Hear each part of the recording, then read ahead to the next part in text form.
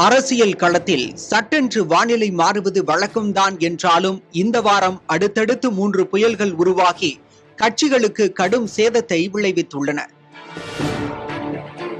முதல் புயல் ஏற்பட்டது அதிமுகவில். அதிமுகவிலிருந்து பிரிந்து சென்றவர்களை ஒன்றிணைக்க வேண்டும் என்று கோரிக்கை விடுத்ததோடு கட்சி பொதுச் செயலருக்கு கெடு விதித்தார் மூத்த தலைவர் செங்கோட்டையன்.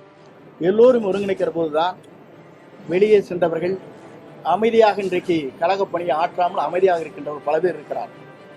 அவர்களும் அழைத்து அங்கங்கே ஒருங்கிணைக்கிற போதுதான் நாம் மாபெரும் வெற்றியை ஈட்ட முடியும்.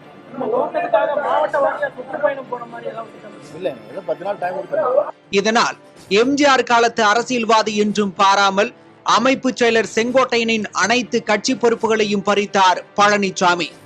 இதனைத் தொடர்ந்து அவரது ஆதரவாளர்களும் அடுத்தடுத்து பொறுப்புகளிலிருந்து நீக்கப்பட்டனர்.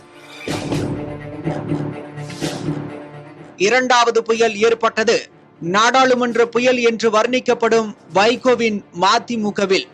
முதன்மை செயலர் துரை வைகோவுக்கும் துணை பொதுச் செயலர் மல்லை சத்யாவுக்கும் இடையே ஏற்பட்ட கருத்து வேறுபாடு வைகோ தலையிட்டும் முடிவுக்கு வரவில்லை. ஒரு கட்டத்தில் வைகோ மல்லை சத்யாவை துரோகி என்றார். பதிலுக்கு சத்யா மதிமுக மகன் திமுக ஆகிவிட்டது என்றார். இந்நிலையில்தான் மல்லை சத்யாவை கட்சியின் அடிப்படை உறுப்பினர் பொறுப்பிலிருந்தும் நிரந்தரமாக நீக்கி வைகோ உத்தரவிட்டார். மூன்றாவது புயல் பாமகவில் பெரும் பிரளயத்தையே ஏற்படுத்திவிட்டது. ஏற்கனவே கட்சியின் நிறுவனர் ராமதாசும் தலைவர் அன்புமணியும் மாறி மாறி கட்சி நிர்வாகிகளை நீக்கியும் சேர்த்தும் உத்தரவிட்டு வந்தனர். ஒரு கட்டத்தில் இனி நான் தான் பாமக தலைவர், அன்புமணி செயல் தலைவர் மட்டும்தான் என்று அறிவித்தார் ராமதாஸ். போட்டி பொதுக்குழு நடத்தும் அளவிற்கு பிரச்சனை பூதாகரமானதால் அன்புமணி மீது 16 குற்றச்சாட்டுகளை அடுக்கி அதற்கு விளக்கம் அளிக்குமாறு நோட்டீஸ் அனுப்பினார் ராமதாஸ். பதிலளிக்க 2 முறை அவகாசம் அளித்தும் அன்புமணி அதனை கண்டுகொள்ளவே இல்லை.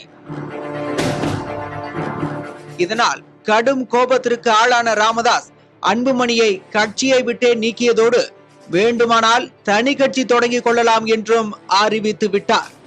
கட்சியின் எதிர்கால வளர்ச்சிக்கு அவருடைய நடவடிக்கை மற்றும் போக்கு மிகப்பெரிய குந்தகம் விளைவிக்கும் செயலாக உள்ளதால் அவரை உடனடியாக நீக்குவது என்று முடிவு செய்து கட்சியின் அடிப்படை உறுப்பினர் பொறுப்பிலிருந்து இந்த நிமிடம் முதல் அவர் நீக்கப்படுகிறார்.